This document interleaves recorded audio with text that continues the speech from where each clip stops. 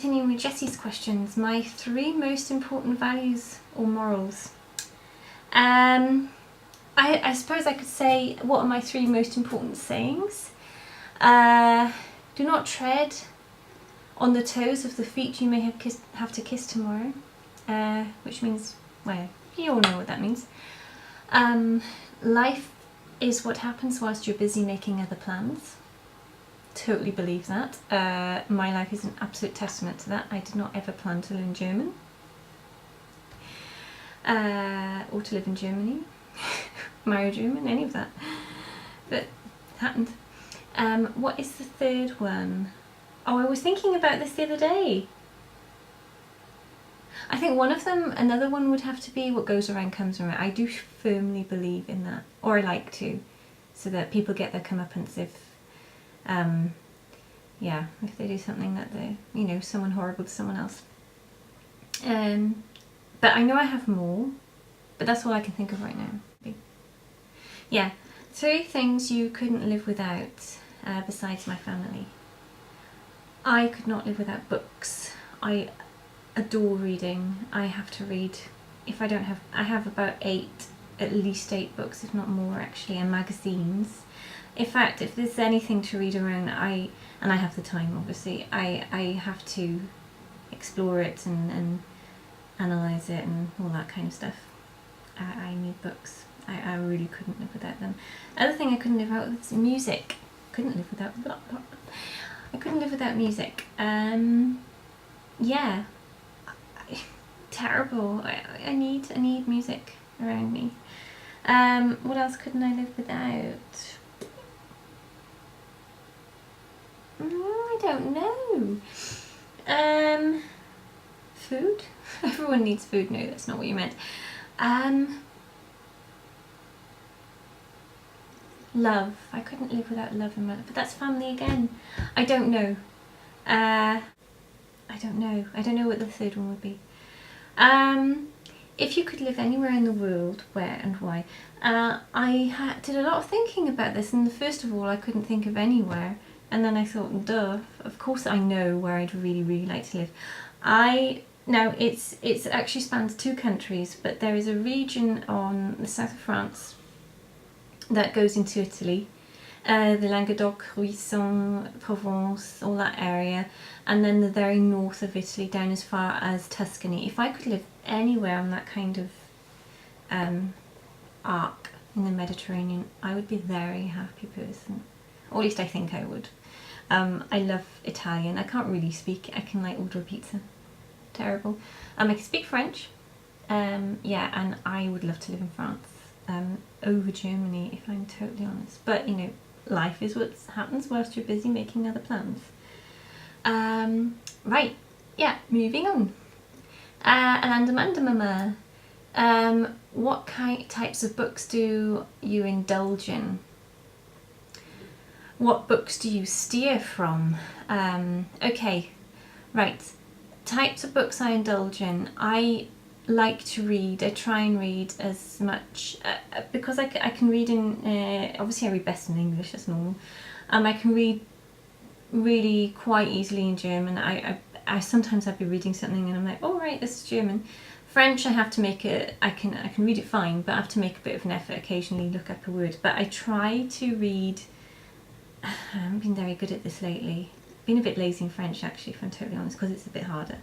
I try to read in all 3 languages, so that I don't lose at least the ability to read in those languages. I like, in French, I love classics. I know if anyone who's really properly French will be like, oh, that's boring, everyone reads that. And yeah, I know. I love Marguerite Duras. She wrote L'Amant, and yeah, a little bit of stuff. Simone de Beauvoir, but then again, yeah, but I do like reading. I like philosophy as well. In fact, I would have loved to have done philosophy at university, but yeah, I couldn't see myself getting a job with that.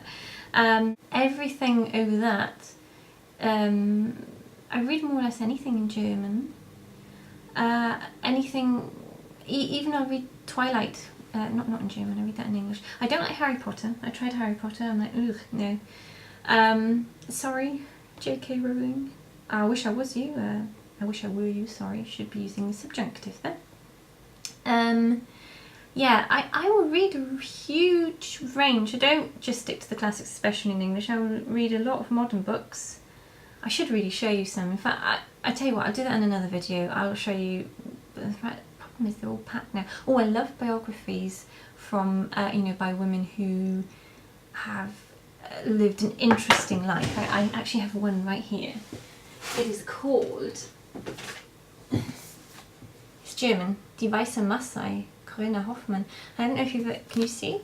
It means the white Masse, and it's about a woman who fell madly, a Swiss German, fell madly in love with a Maasai, and just lit on out there to, you know, Samburu land in Kenya, and was married to him for ages until life there became very difficult for her. But she spent like 8 years more.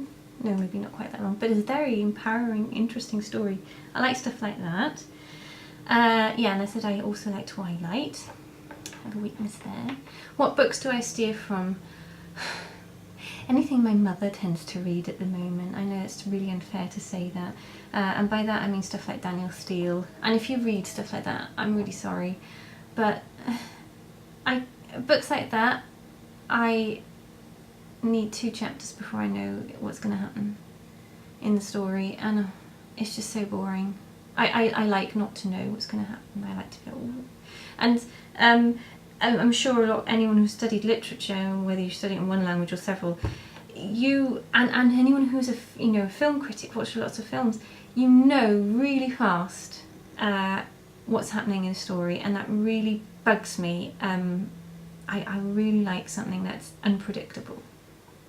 Although Twilight was totally predictable, but I still liked it. I couldn't resist the impossible love story. Yeah, Romeo and Juliet, all that kind of stuff. How is Luca's language development coming? Do that in the series. What is your favourite type of date to go on with your hubby? Out to dinner, really. We don't go out very often. Out to dinner or to the cinema.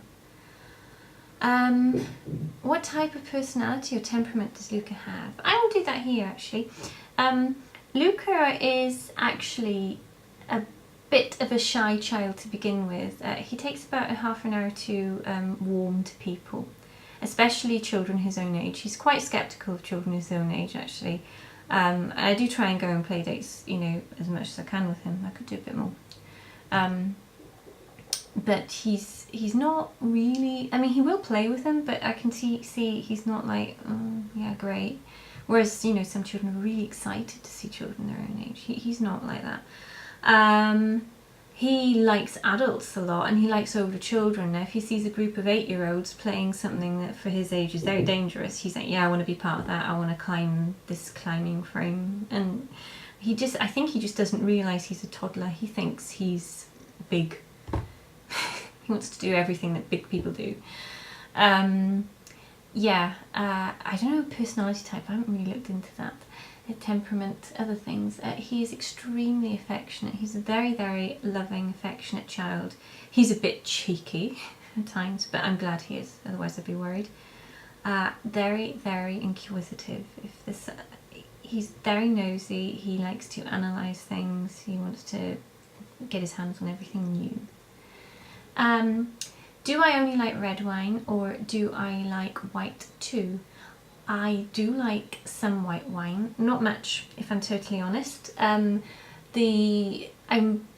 mostly like red wine, apart from Merlot. I drank a lot of Merlot at university, so I've really gone off that now.